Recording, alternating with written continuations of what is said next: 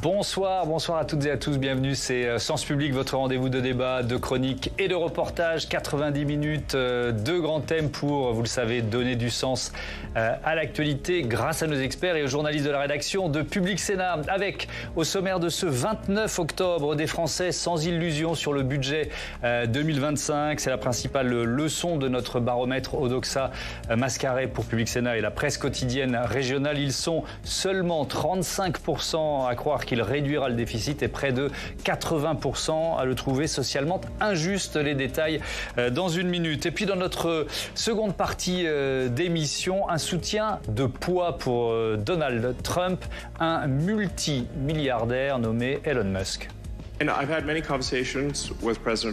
Oui, j'ai eu de nombreuses conversations avec le président Trump, qui est tout à fait d'accord pour dire que nous avons besoin d'une réforme gouvernementale importante.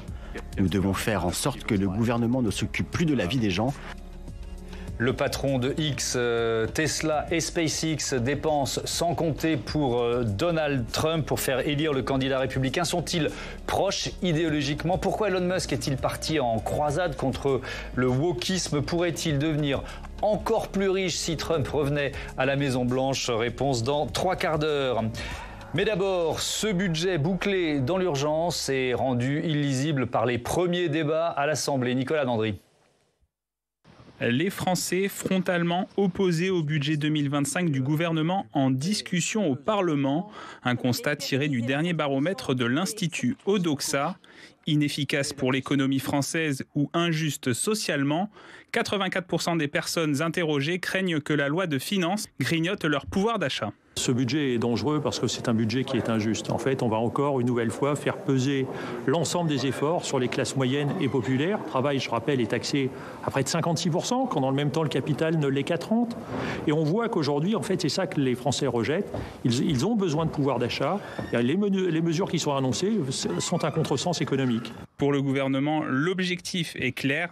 Trouver 60 milliards d'économies pour réduire le déficit de 6,1% en 2024 à 5% en 2025. Pourtant, les Français n'y croient pas. Ils sont 64% à penser que le texte initial ne réduira pas le déficit public. Les Français ils constatent que le déficit est intenable et on est dans un état d'urgence budgétaire. Les Français, ils ont vécu l'ivresse de la dépense publique. Il va donc falloir leur expliquer 2 choses. Un, qu'il faut procéder à des coupes importantes tout de suite pour redresser la situation. Il va y avoir aussi, je l'espère, pour une courte durée, un levier fiscal. Le doute sur la loi de finances pour 2025 semble présent au sein même du socle commun. Interrogé dans le baromètre Odoxa, plus de la majorité des partisans de Renaissance et des Républicains partagent un sentiment d'injustice sociale, d'inefficacité économique et une inquiétude pour leur pouvoir d'achat concernant le budget 2025.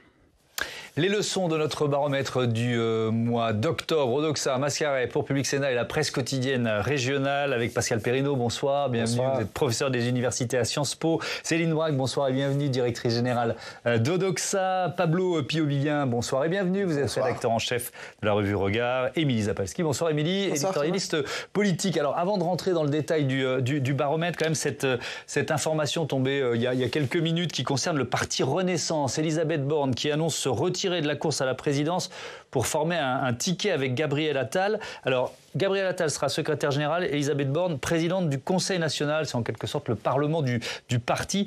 Pascal Perrineau, pourquoi une telle décision? Pour éviter une défaite annoncée, peut-être? Oui, les chances de Mme Borne étaient extrêmement faibles sur le papier, selon les rapports de force tels qu'ils avaient été évalués par les observateurs.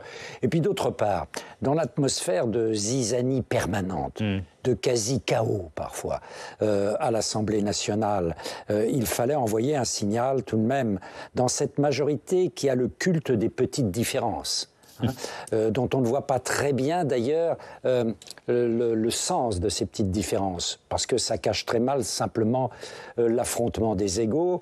Bon, il fallait un peu calmer le jeu, et cette candidature commune, où il y a tout de même un vainqueur, Gabriel Attal et une vaincue, Madame Elisabeth Borne, eh bien voilà, ça va dans le sens...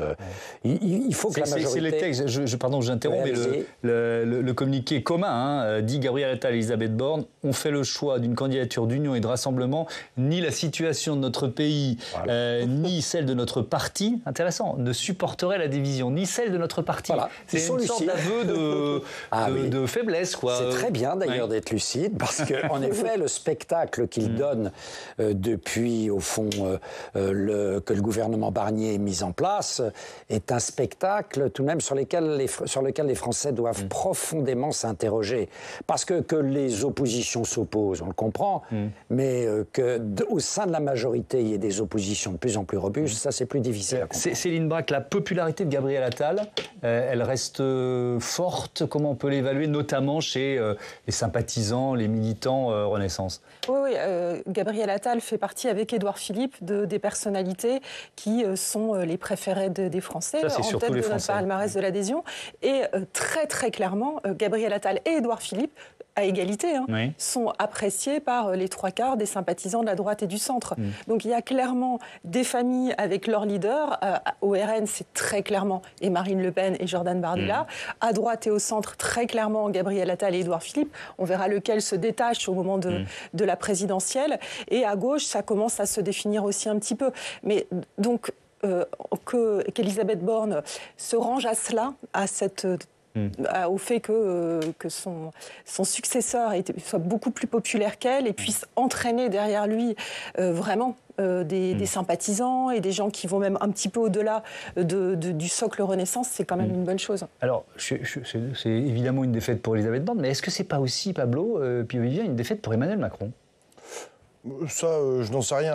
C'est sûr qu'il paraît que les relations, mais ça, je ne suis pas dans le secret des dieux, entre Gabriel Attal et Emmanuel Macron ne sont pas au beau fixe en ce moment. Mais moi, ce qui m'intrigue le plus, c'est que j'ai plutôt essayé de suivre ce qui se passait à Renaissance avec ces deux candidatures. Et pour tout vous dire, je n'ai pas très bien compris en quoi le projet de Gabriel Attal était différent pour le parti de celui d'Elisabeth Borne. Et je ne sais même pas, en fait, s'ils ont un projet pour leur parti. Gabriel Attal, c'est très clair, il a envie d'en faire une écurie pour sa propre candidature à l'élection présidentielle de 2027. Quoi qu'il n'en a pas vraiment dit. Enfin, il n'a pas vraiment dit comment est-ce qu'il voulait transformer le parti pour que ça devienne une écurie pour sa candidature. Tôt, il fallait déjà en prendre la tête. Non, mais je suis d'accord. Oui. Mais il n'y a pas eu véritablement de débat. Moi, j'ai pris attache avec des membres du parti Renaissance qui m'ont dit bah non, mais c'est plutôt que voilà, Gabriel, on l'aime bien, Elisabeth Borne, on la connaît un peu moins bien, elle est un peu plus froide, je sais pas quoi. Enfin, c'était des arguments, à mon sens, qui ne peuvent pas être des arguments politiques ni pour l'un ni pour l'autre. Et enfin, un dernier mot, comme souvent, on sacrifie la femme. Je dis ça parce que Elisabeth Borne sort en ce moment un ouvrage où elle parle de cette condition de femme en politique, où elle parle de sa condition de femme première ministre. Et là encore, on voit que lorsqu'il s'agit quand il y a un homme contre une femme, assez souvent, et plus on se rapproche du pouvoir, plus c'est souvent le cas, on préfère choisir l'homme plutôt que la femme, sûrement parce qu'on estime que c'est plus costaud. Là, je reprends ce que... Oui, on a bien compris. On a bien compris que vous n'étiez pas forcément favorable à cette tendance qui dure. On va rentrer dans le détail du baromètre, mais un mot là-dessus. Le duel, en effet, homme-femme est assez classique.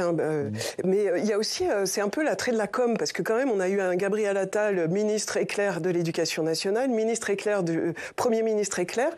Elisabeth Borne, quand même, elle a fait le sale travail, des compromis qu'elle a arrachés comme ça, avec des 49.3 aussi, et des compromis quand même sur certains projets de loi. C'était pas facile. Et on voit que qui est remercié, c'est celui qui a été assez fanfaron pour donner des pistes. Vous vous souvenez, la baya, des choses comme ça, pour être reconnaissable, pour laisser une marque, une image assez positive. Et elle, qui était travailleuse, c'est aussi typiquement très féminin, elle n'en a pas les fruits finalement de tout ce travail de labeur. C'est peut-être aussi un pari sur l'avenir du parti. On peut aussi se dire ça. Plusieurs interprétations. Si on en croit en tout cas les tractations qu'a pu avoir. Allez, on boucle ce chapitre parce qu'il y a encore beaucoup de thèmes à aborder. Ils sont tout aussi passionnants avec donc ce baromètre Odoxa Mascaré.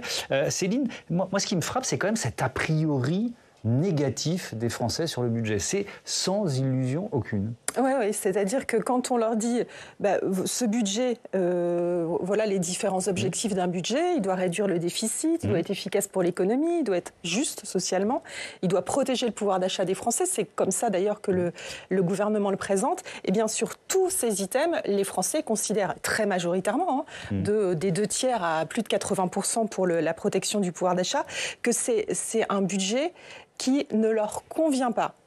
Et, oui, ou en quel ils ne croient pas d'ailleurs. Voilà, c'est-à-dire, est-ce que ça va permettre d'atteindre ces objectifs ? Non, ça ne va pas permettre d'atteindre ces objectifs. Même pour la réduction des déficits, alors que c'est quand même s'il y a un objectif qui semble clair pour tout le monde, c'est ça, mais pas pour les Français. C'est-à-dire aussi que c'est une sorte de mitridatisation ou de vaccination un peu à l'envers. C'est-à-dire que les Français ont le sentiment que éternellement, on parle d'augmentation d'impôts et en face, on parle de toujours d'un déficit toujours plus important. C'est vrai qu'il y a vraiment ça dans l'esprit des Français, comme c'est le tonneau des Danaïdes, jamais, toujours on verse dedans et jamais il ne se remplit. Et c'est ça qui explique que les Français sont si négatifs. C'est-à-dire, à partir du moment où ils considèrent que non seulement ça ne va pas leur profiter à eux, mais ça ne profitera pas au pays. Donc, ce n'est pas seulement l'intérêt égoïste, c'est que ça ne va pas profiter au pays. Et par ailleurs, ça ne permet même pas de réduire le déficit public de la France. Et il y a une grosse différence entre un pays comme la France et un pays comme, par exemple, le Danemark, sur le consentement à l'impôt. Aujourd'hui, il y a les 2/3 des Français qui nous disent « je ne veux pas ces hausses d'impôts, je les rejette complètement ». Là où dans un pays comme le Danemark, où on a aussi un taux d'imposition assez élevé, on dit au contraire « c'est une bonne politique fiscale à 70%». Parce que dans ce pays-là, on considère que parce l'impôt... que les services publics vont un peu mieux. Voilà, sert à quelque chose. On voit où l'argent part. Sur le côté injuste socialement, Pascal Perrineau, alors c'était quand même l'un des premiers objectifs de Michel Barnier dans sa communication, c'était de dire ça, et en annonçant notamment des hausses d'impôts pour les plus riches ou pour les plus grosses entreprises. Ça veut dire qu'il n'a pas atteint son objectif ou que les débats qui s'en sont suivis ont complètement brouillé le message? Qu'est-ce que vous en pensez? Les débats qui s'en sont suivis ont été illisibles pour les Français. C'est-à-dire ce message initial qui consistait à dire « je demande des efforts, mais ces efforts seront marqués par un souci de justice sociale », ce message s'est perdu dans les débats incompréhensibles, d'abord au sein de la Commission des Finances, et ensuite le spectacle, il faut bien dire, assez pitoyable, qu'a pu donner l'Assemblée nationale. Peut-être aussi, pardon de vous interrompre, un manque de précision sur le nombre de foyers fiscaux qui finalement vont être surtaxés pour dépasser 60 000 à 25 000. Il faut bien avoir conscience que jamais une loi de finances n'a été préparée dans ces conditions. C'est préparé dans un temps extrêmement court, ils ont eu une quinzaine de jours, enfin on n'a jamais... Et donc forcément, c'est assez difficile d'avoir un plan d'ensemble, un cap bien précis, que l'on décline. On se contente un peu de coups de rabot dans un sens, puis de coups de rabot dans l'autre, puis après on se dit « Ah oui, mais ce coup de rabot est peut-être, par exemple, sur le terrain social, relativement injuste. » Et d'autre part, il y a un climat en France, mais qui ne date pas d'aujourd'hui. Si vous voulez, quel que soit le pouvoir, il est accusé d'être injuste sur le terrain social. Que ce soit la gauche, que ce soit la droite, que ce soit la Macronie qui veut se situer au-dessus du clivage gauche-droite, le pouvoir est toujours accusé de produire de l'injustice sociale. C'est, si vous voulez, la disparition de la crédibilité du pouvoir politique pour rectifier les inégalités sociales, améliorer la situation des inégalités sociales en France. Et ça, c'est un poids terrible pour tout pouvoir politique, quel qu'il soit. Pablo Piovivien, comment vous l'analysez ce résultat? Je reste sur le 80, presque 80, 79% des Français là, qui nous disent que ce budget ne sera pas juste socialement. Où vous mettez le curseur de la responsabilité? Chez Michel Barnier, à l'Assemblée avec des débats confus, avec un nouveau Front populaire qui a pratiqué une sorte de surenchère fiscale, le RN n'étant pas en reste d'ailleurs, comment vous l'analysez? Moi je pense qu'il y a un problème de lisibilité générale de ce qui se passe au niveau de l'examen de ce budget. J'aime beaucoup le début de la question, c'est d'après ce que vous en savez. C'est ça la question qui a été posée par Odoxa. Le budget présenté au Parlement est-il, etc. etc. D'après ce qu'on en sait, franchement, entre la copie initiale, je ne sais même plus ce que c'est. Parce que vous avez des ministres, un exécutif, déjà, ils ne sont pas tous d'accord sur ce qu'il faut défendre dans le budget. Ils passent leur temps à dire « Ah oui, mais regardez ce qui est fait en énergie, moi, je trouve ça pas assez », alors même qu'ils sont en charge du portefeuille de l'énergie. La coalition qui est censée porter ce gouvernement passe son temps à déposer des amendements. C'est celle qui a déposé le plus d'amendements dans l'hémicycle. Il faut quand même avoir ça en tête. Les ministres défendent les amendements, c'est-à-dire ils passent du temps à défendre ces amendements. Par exemple, le ministre Kasbarian, qui est en charge de la fonction publique, ce qu'il défend là depuis quelques jours, c'est les jours de carence et d'autres mesures qui pour les fonctionnaires. Pour les fonctionnaires qui ne sont pas... Il veut lutter contre l'absentéisme. Exactement, mais qui n'est pas dans le budget initial, qui vont être portés par des amendements dans l'hémicycle. Donc tout ça brouille complètement le message. En plus, vous avez parlé de la surenchère du nouveau Front populaire, moi, et tout à l'heure du cirque à l'Assemblée nationale. Moi, je ne trouve pas que c'est un cirque. Moi, j'ai un grand respect pour les représentants de la nation qui siègent au Palais Bourbon, et je trouve qu'ils font très bien leur travail. Ils arrivent à trouver des majorités sur certains amendements, sur beaucoup d'amendements. Certes, ça ressemble plus à la copie initiale parce qu'elle est fortement amendée, mais il ne faut pas oublier, avec très souvent des voix qui viennent du MoDem, qui pourtant fait partie de la coalition qui est censée porter le gouvernement, et l'abstention, voire le vote du Rassemblement national. Un peu de débat là-dessus, sur enchère fiscale du nouveau Front populaire ou pas? Écoutez, tout de même, on a l'idée, l'objectif, c'est de réduire le déficit public dont tout le monde a appris il y a maintenant quelques mois, en effet, qui n'était pas de 4%, mais de plus de 6%. Donc l'heure est grave. L'heure est grave. Et devant, à ce moment d'heure grave, une partie de la représentation nationale passe son temps à charger la barque uniquement des impôts, sans se poser la question de la réduction de la dépense publique. Je veux dire, il y a deux manières qu'il faut utiliser d'ailleurs ensemble. Il faut réduire la dépense publique dans certains secteurs, l'augmenter dans d'autres, mais la réduire dans certains secteurs. Et d'autre part, il faut en effet un effort fiscal. Mais on ne peut pas tout baser, ça c'est la passion française pour le fisc, et particulièrement la passion de la gauche pour les impôts. On ne peut pas uniquement traiter le problème en décrétant on va avoir 60 milliards d'impôts. Nous sommes déjà dans le pays dans lequel la pression fiscale dans l'Union européenne est le plus important. Si je puis me permettre, juste au sortir de la commission des finances, dans leur sagesse, les commissaires des finances ont réussi à faire 60 milliards d'économies, précisément par une hausse de la fiscalité, c'est tout à fait juste, pour les plus fortunés ou pour les entreprises qui font le plus de bénéfices. Mais ça, c'est un choix dont le Parlement, aujourd'hui, est censé être souverain. Le problème, c'est qu'il y a une espèce de... On ne sait plus trop, en fait, on a envie que ça soit l'exécutif qui décide de notre budget. Non, c'est pas très novateur en termes de... C'est le Parlement. La recette fiscale, parce que ça fait 40 ans. Ça fait 40 ans qu'on nous le sert, quoi. Oui, mais là où je suis pas d'accord avec Pascal Perrineau, c'est que la réduction de la dette, ça ne fait pas un objectif politique. Oui, ça ne parle à personne, en fait. Genre, moi, je suis d'accord, on a 3200 milliards de dettes, c'est un énorme problème. Non, mais c'est un paramètre. C'est un paramètre. Et il faut avoir ce paramètre. Et d'ailleurs, la gauche l'a en tête. C'est pour ça qu'elle fait ses propositions de justice fiscale et aussi d'économie. Mais vous ne pouvez pas dire que c'est l'alpha et l'oméga ça ne peut pas être l'alpha et l'oméga d'une pensée politique. On est d'accord, mais il y a un principe de réalité qui s'appelle les marchés financiers. Les marchés financiers, ils nous prêtent de plus en plus cher. Il y a seulement la Grèce qui a un taux un tout petit peu plus lourd que le nôtre. Enfin, il faut juste avoir ça en tête. Je pense qu'en fait, ce qui est derrière tout ce budget, c'est beaucoup d'idéologie. En fait, ça suit des idées très différentes, et on le voit bien même au sein de ce plateau. Mais moi, je suis pas d'accord avec vous, c'est pas de l'idéologie, ce que je viens de dire.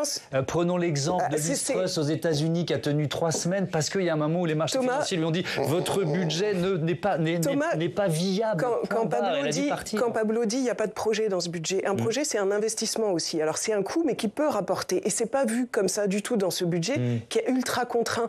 Donc il y a aussi des idéologies qui peuvent être très différentes. Et c'est vrai qu'on a l'impression qu'on fabrique des bouts de chandelle là, parce que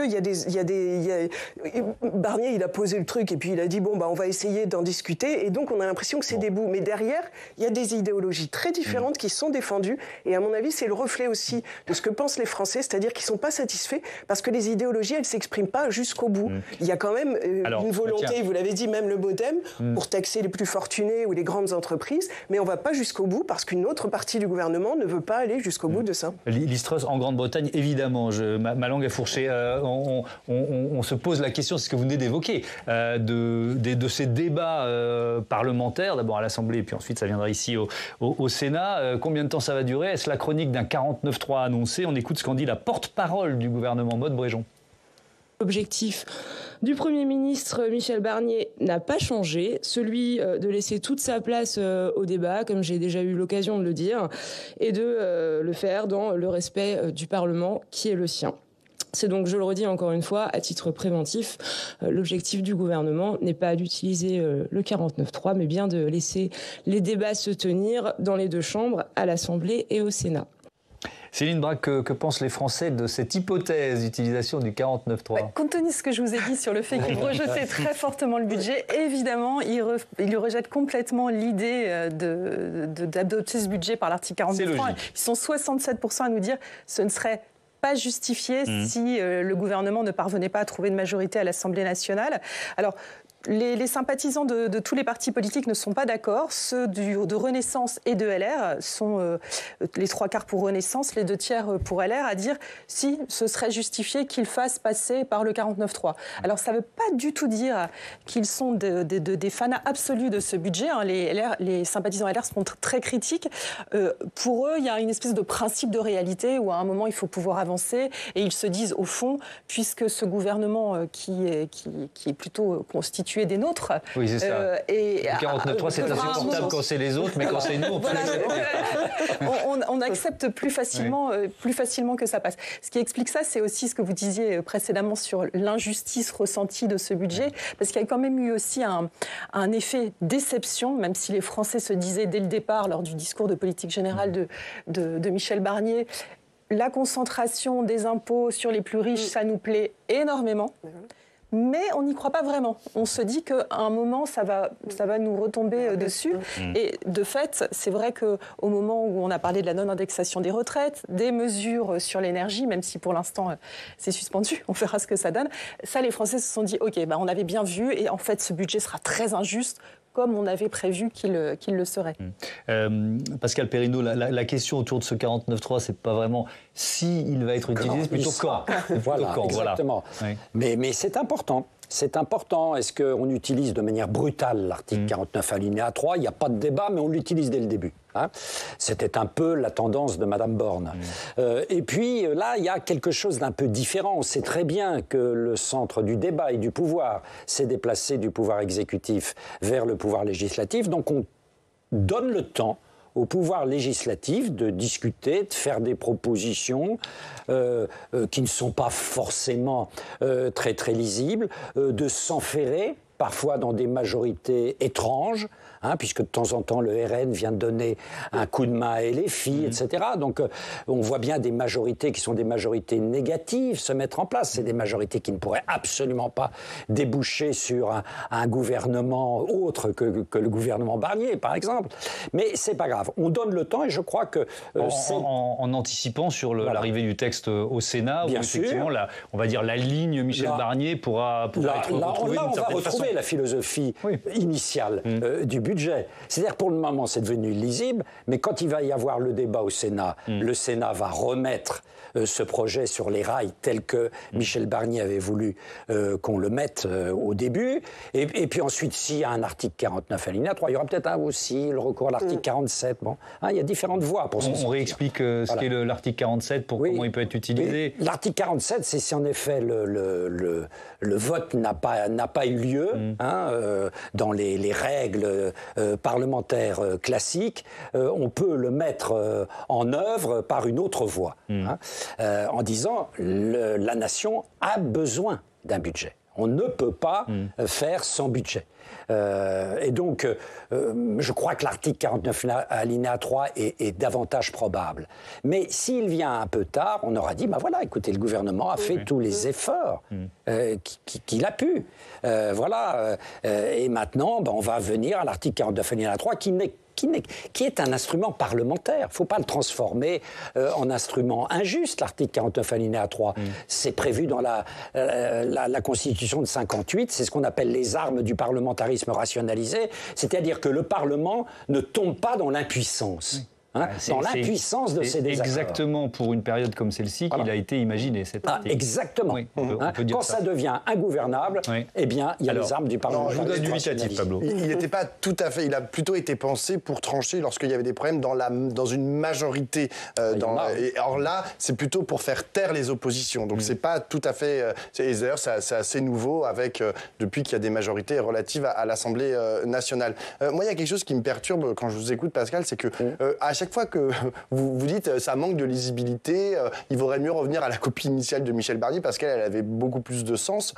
Mais encore une fois, lorsque vous dites ça, pour moi, c'est profondément anti-parlementaire. C'est-à-dire que le Parlement, précisément, en fait, il construit des textes. Il est censé coécrire, en fait, ce budget. Ce n'est pas censé... Alors, effectivement, c'est une prérogative, il y a une proposition du gouvernement, mais c'est le Parlement. Ce sont les parlementaires qui, dans leur sagesse collective, est censé aboutir à un texte. Moi, encore une fois, j'ai confiance dans cette sagesse collective et je ne trouve pas que, pour l'instant, ni les débats, ni les conclusions qu'ils tirent et les votes soient illisibles. C'est tout à fait, au contraire, lisible et je trouve que cette intelligence collective, elle est puissante. Pour revenir à la question du 49.3, on a un gros problème, effectivement, maintenant, le 49.3 est associé chez les Français et les Françaises à un outil antidémocratique. Ne nous en déplaise, ne vous en déplaise, même si c'est dans la Constitution, les gens, vraiment, le rejettent en bloc. Je suis allé voir, parce qu'on dit souvent, oui, c'est Michel Rocard qu'on a utilisé le plus, des 49.3, etc. Et c'est assez drôle, parce que dans les coupures de presse et dans les journaux de l'époque,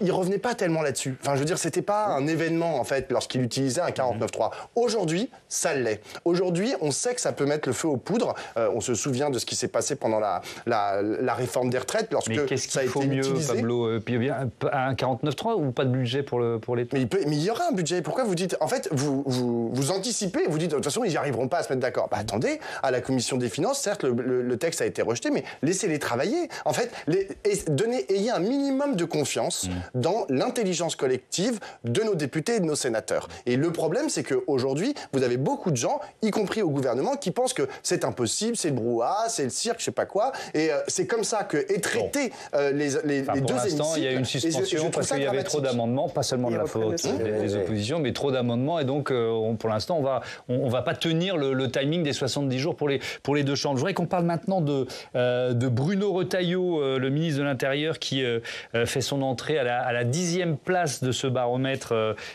sur l'adhésion des personnalités politiques. Comment vous qualifiez, Céline? On va voir le résultat de Bruno Retailleau, cette entrée du ministre de l'Intérieur dans le baromètre d'Oxfam. Alors, on l'a fait entrer, puisqu'on l'avait fait sortir, puisque selon le gré, selon l'actualité, puisqu'on a une vingtaine de personnalités, on fait entrer ou sortir. Et évidemment, Bruno Retailleau est présenté par tous les médias, d'ailleurs, comme le personnage central de ce gouvernement, et on l'a testé. Et il entre directement au top 10. Il est 10e. Il est 10e, et il est 10 points au-dessus du score qu'il avait l'année dernière quand on le testait à peu près à la même époque, en décembre. C'est-à-dire qu'il est à 23% de personnes qui ont une bonne opinion de lui, contre 14% à l'époque qui en avait. Alors comment ça s'explique? D'abord, il y a une question de notoriété, parce que Bruno Retailleau, jusqu'au moment où il est devenu ministre, en fait, était très inconnu des Français, y compris des sympathisants de droite. C'était vraiment pas une personnalité politique très importante. Pas des Vendéens. Les Vendéens le connaissaient. Voilà, mais au niveau national, il y avait quand même un petit déficit de notoriété. Et surtout parce que tout ce dont il parle depuis qu'il est ministre, et notamment toutes ses propositions dans le cadre du projet de loi immigration, eh bien, sont très fortement approuvées par les 3/4 des Français. Donc toutes les mesures, les révisions de critères de régularisation, les modifications du regroupement familial, etc. etc. On y reviendra en détail dans un instant, mais je vous donne la parole. Émilie, on a titré ce chapitre le nouvel homme fort de la droite. Est-ce que vous diriez que c'est presque la nouvelle star ou la seule star de ce gouvernement? Oui, et déjà il y a une bonne raison toute simple, c'est c'est qu'il y a peu de gens connus au niveau du gouvernement. C'est plutôt un gouvernement d'anonymes. Mais évidemment, il y a d'autres paramètres, vous en avez parlé un peu, qui expliquent cette notoriété et son attachement à la sécurité et à la lutte contre l'immigration illégale, massive ou non contrôlée en est quelque chose d'important. C'est des positions qui lui sont chères depuis longtemps et qu'il connaît très très bien au Sénat, évidemment. On se souvient de ses positions assez radicales sur le projet de loi immigration l'an dernier, lors de tous les débats. Et puis, vous l'avez dit, c'est plutôt tendance dans l'opinion publique, c'est-à-dire qu'on attend un État qui soit plus ferme, plus dur sur le plan de la sécurité et de l'immigration. Et cela avec la multiplication des faits divers tragiques. Il s'en sert aussi pour communiquer. Je parlerai du meurtre de Philippines, notamment, avec un suspect qui est marocain, déjà condamné pour des viols et sous OQTF, donc obligation de quitter le territoire français. Qu'est-ce qu'on peut dire de son style? Alors, le style aussi particulier, plutôt classique, même un peu sobre, même s'il est assez passionné. Et ça n'empêche pas, justement, d'être quand même une bête de communication. Vous avez parlé des médias, c'est vrai qu'il est pas mal dans les médias. Et pour le moment, il incarne tout à fait l'adage qu'il critique. Il disait, de nos jours, un ministre communique davantage qu'il n'agit. Alors, on va remonter un peu dans le temps. Et il démarre en fanfare dès sa nomination. Alors, tout de suite, aux 20h, au JT de TF1, il met le focus, évidemment, sur l'immigration. Il veut rétablir l'ordre, c'est ce qu'il avait dit dès sa prise de fonction. Il veut prendre tous les moyens pour faire baisser l'immigration en France, donc traduire expulser plus, régulariser moins. Le lendemain, c'est sur CNews, il dégaine encore une autre affirmation. L'immigration massive n'est pas une chance pour la France. Il provoque évidemment les foudres de Jupiter. Emmanuel Macron réagit tout de suite en disant c'est en contradiction avec la réalité. Est-ce que l'immigration est mauvaise? La réponse est non, ça dépend, lui répond le chef de l'État, citant des personnalités de poids pour la France qui sont issues de l'immigration, Marie Curie ou Aznavour par exemple. Mais le ministre, il continue dans son tapis de bombe qui est prévu entre lui et son équipe. Il est décidé à agir. Nouvelle envolée cette fois-ci dans le JDD et sur LCI. Ça concerne l'état de droit qu'il dit qu'il ne serait ni intangible ni sacré. Une envolée qui fait encore une fois polémique sans que le ministre ne soit personnellement recadré par son boss. Par Michel Barnier. Michel Barnier, oui, le Premier ministre. Et il ne le recadre pas vraiment personnellement, alors qu'il en a recadré certains très rapidement. Finalement, Michel Barnier, il partageait, en tout cas en 2021, quand il était candidat à la primaire des Républicains, il partageait son point de vue sur l'immigration, la sécurité. Mais il semble aussi se servir de ce ministre de l'Intérieur, qui est très ferme, comme une espèce d'élément pour damer le pion au Rassemblement national. Et on le voit, il a participé au déplacement en Italie, souvenez-vous, avec donc Bruno Retailleau, Michel Barnier et Bruno Retailleau, pour essayer de vanter les mérites de cette technique qu'a utilisée Giorgia Meloni de hub pour les migrants illégaux, donc qui serait en dehors de l'Italie. Mais en fait, Michel Barnier, il a dit oui, c'est bien cette méthode. Donc il était avec Bruno Retailleau, mais il a dit ça peut pas être transposable à la France. Même chose sur la loi immigration. Bruno Retailleau veut absolument une loi immigration, mais ils y mettent pas tout à fait le même contenu. Retailleau, lui, il veut absolument essayer de récupérer toutes les mesures qui ont été retoquées par le Conseil constitutionnel.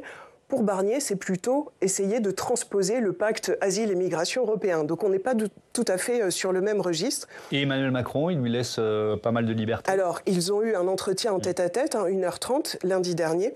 Mais a priori, ils ont des divergences. Mais malgré ça, on a l'impression quand même que ça s'est bien passé et que le ministre reste assez libre.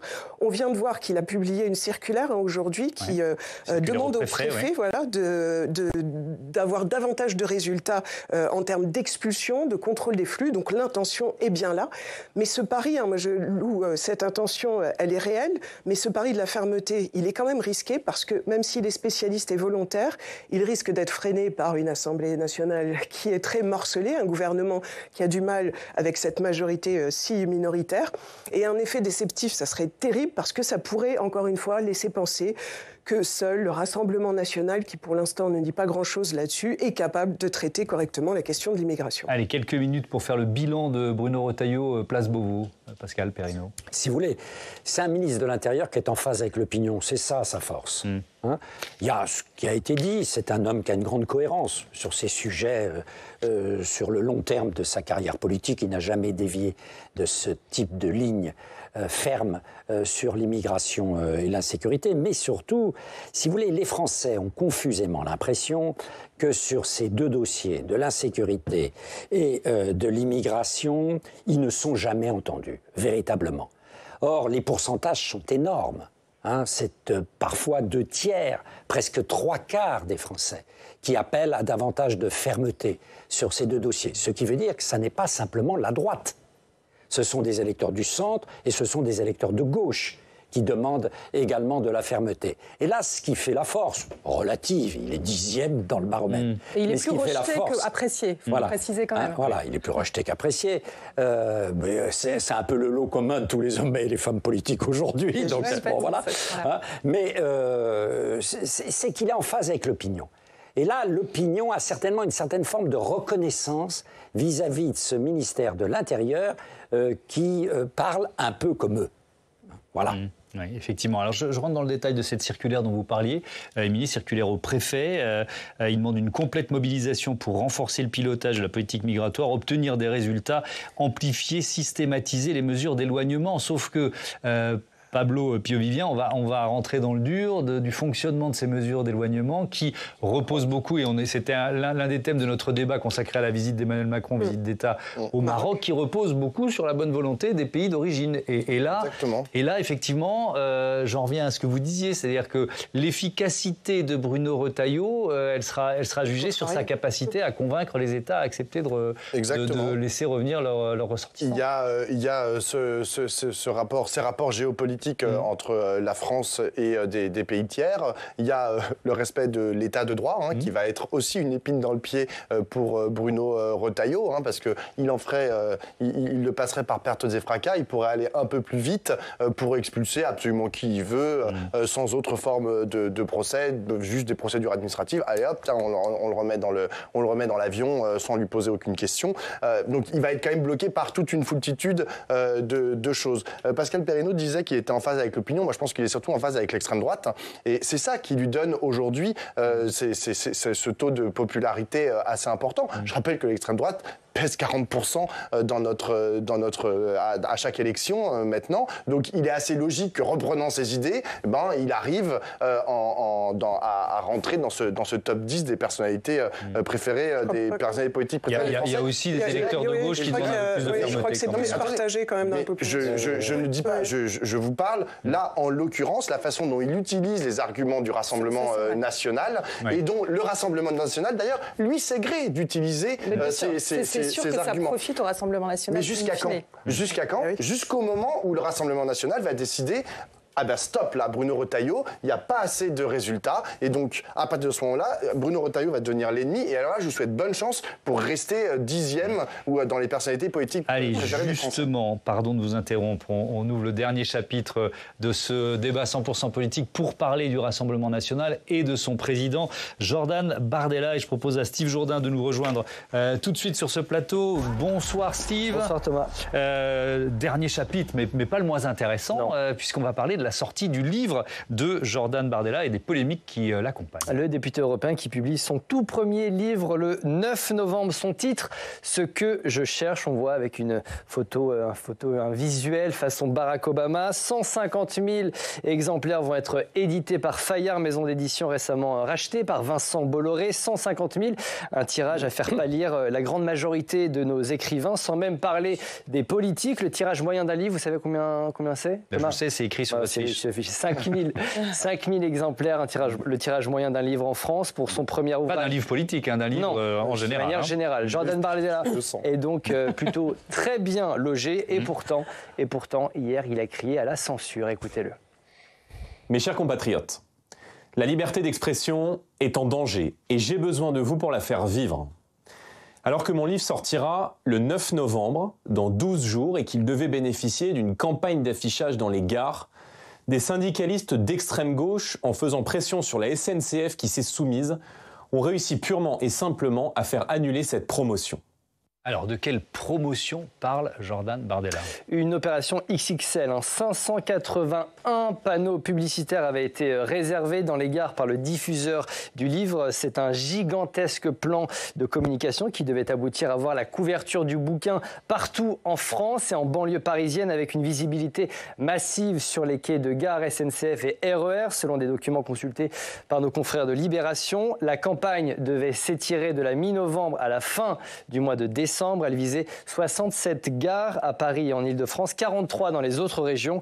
La maison d'édition avait vu les choses en très grand pour le patron du RN. Et donc, elle va devoir faire un peu moins grand. Oui, quand il a eu vent de cette campagne XXL, le syndicat Sudrail s'y est opposé. Hors de question de dérouler, dit-il, dans les gares le tapis rouge à un homme politique d'extrême droite. Média Transport, l'entreprise qui gère les panneaux d'affichage publicitaire dans les gares SNCF, a tranché. Ce lundi, c'est niet. Elle ne fera pas une telle promotion à Jordan Bardella. Selon elle, cela contreviendrait à l'article 8 de ces conditions générales de vente qu'on voit ici. Tout message publicitaire présentant un caractère politique, syndical, confessionnel ou dont le texte ou l'illustration serait contraire aux bonnes mœurs ou préjudiciable à l'ordre public est prohibé. Média Transport, propriété du groupe Publicis, se retranche donc derrière le principe de neutralité pour refuser cette opération, alors que Jordan Bardella se rassure, il y aura quand même une très grosse campagne communication autour de son livre.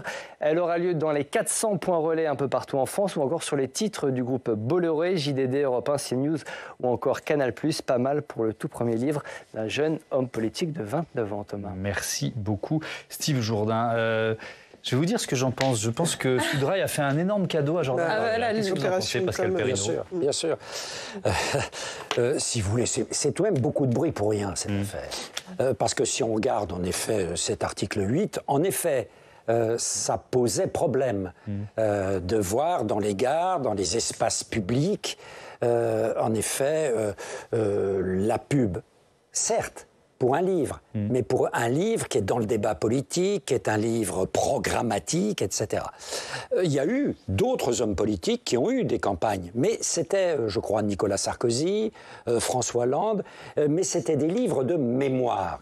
C'était des livres qui n'intervenaient pas sur le débat politique. Donc là, on comprend. Puis, bon, c'est pas une censure par rapport à un livre. C'est par rapport à la communication. Oui, on n'interdit pas le livre de sortir. Et puis d'autre part, il y aura sur des tas de panneaux en France, bien au-delà des gares. Alors je sais que peut-être les lecteurs se concentrent dans les gares, quoique. Et en tout cas, son livre sera très présent dans les fameux points relais qui sont très nombreux dans les gares françaises. Donc tout ça est organisé et comme assez souvent, il y a un effet de miroir entre l'extrême gauche et la droite extrême pour faire le buzz. Mais là, oui, Sudrail a donné, j'allais dire, beaucoup de grains à moudre au patron du RN qui s'est jeté, bien sûr, sur ce grain. Évidemment. Tiens, écoutons ce qu'on disait ce matin chez le confrère de France 2 dans les 4 vérités, Michel-Édouard Leclerc, qui lui refuse le boycott. Il n'y a pas de consigne contre. Les libraires sont libres de constituer leur assortiment. Ce sont des libraires indépendants, dans des magasins indépendants. Et donc, je pense que c'est bien, en tant que démocrate, en tant que pour le pluralisme, que Bardella ne puisse pas s'appuyer sur un boycott de son livre. Je trouve que ce serait une erreur tactique. Votre avis, Pablo Pio-Vivien? Moi, je suis assez d'accord avec les syndiqués et les travailleurs et les travailleuses de la SNCF, notamment regroupés sous la bannière Sudrail. Mais en vérité, la CGT était sur la même ligne. Venait de dire exactement la même chose. Moi, je pense que ce qu'ils ont réaffirmé, c'est leur volonté de dire, écoutez, en fait, l'extrême droite, c'est pas comme les autres. Et on doit faire... Il y a des endroits, en fait, où on est encore en droit de se battre pour ne pas que l'extrême droite ait accès à ces panneaux publicitaires. Alors, on peut estimer que c'est pas la meilleure des stratégies, pas la meilleure des tactiques, que ça fait de la pub, qu'il va se draper dans la liberté d'expression ou que sais-je. Mais quand on voit, et c'est exactement ce qu'il fait, mais quand on voit aujourd'hui la façon dont l'extrême droite continue en fait de se normaliser, rentre dans tous les espaces de la société, dans les médias, mais je jette pas la pierre aux médias, mais voilà, maintenant ils sont invités, normalement, on invite le PS et puis l'extrême droite, ce qui n'était pas le cas il y a une vingtaine ou une trentaine d'années. Ça veut dire qu'un livre de Jean-Luc Mélenchon ne vous aurait pas choqué avec de la publicité? Mais c'est pas la même chose, c'est pas la même chose. Là, si vous voulez, pour le livre de Jean-Luc Mélenchon, j'aurais peut-être dit, ouais, l'article 8, effectivement, du règlement intérieur de Média Transport, il faudrait peut-être l'étudier. Mais là, c'est pas la même chose. Ce n'est pas de même nature. Et vous voyez, quand je les vois arriver, par exemple, être invités par le MEDEF, le Rassemblement National, ça me fait du mal. Même si, j'ai pas d'affinité particulière avec le MEDEF, mais je me dis, zut, en fait, on est en train de laisser complètement ouvert toutes les vannes, en fait, de tous les espaces de notre société, qui soient de communication, de médias ou d'entreprises. Et là, Sudrail, il a dit non, stop. Je comprends ce positionnement. Moi, je partage pas non plus ces idées-là et je les trouve excessive, mais simplement il y a un parti, il y a des députés élus démocratiquement, donc soit on interdit à la base, soit c'est possible, et moi je pense que c'est une très mauvaise stratégie, parce qu'on a vu au contraire que quand on les mettait dans les débats, quand on les portait vraiment, quand ils essayaient de porter leurs idées, ils révèlent leurs limites. On les a vus très limités pendant les élections législatives, quand c'est pas des candidats complètement ubuesques, c'est Jordan Bardella qui montre ses limites, et je pense qu'au contraire, on a intérêt à les mettre les mains dans le cambouis sur des mesures plutôt qu'ils pérorent ou au contraire qu'ils se silencent. Oui, mais là, c'est une opération de com toute faite. Ouais. Merci beaucoup. On a l'impression que Média Transport, en effet, je ne sais pas si c'était voulu ou pas, mais est tombé dans le panneau sans mauvais jeu de mots. Oui. Et que la campagne XXL, elle a vraiment lieu en ce moment. Et puis, petite précision, c'est vrai que les gens qui regardent les panneaux, qui voient toute cette publicité qui est faite autour de Jordan Bardella, je pense que vont plutôt du côté de Jordan Bardella, surtout que c'est une personnalité assez appréciée. Par ailleurs, les gens n'aiment pas trop qu'on les prenne pour des benets influençables. Donc, en réalité, quand on parle de ça en parlant de censure et du fait qu'il fallait absolument pas leur montrer ces affiches. Les Français vont plutôt se mettre du côté de Jordan Bardella, considéré comme une victime. Merci beaucoup. Merci à tous d'avoir participé à ce débat. Je vous dis à bientôt sur Public Sénat.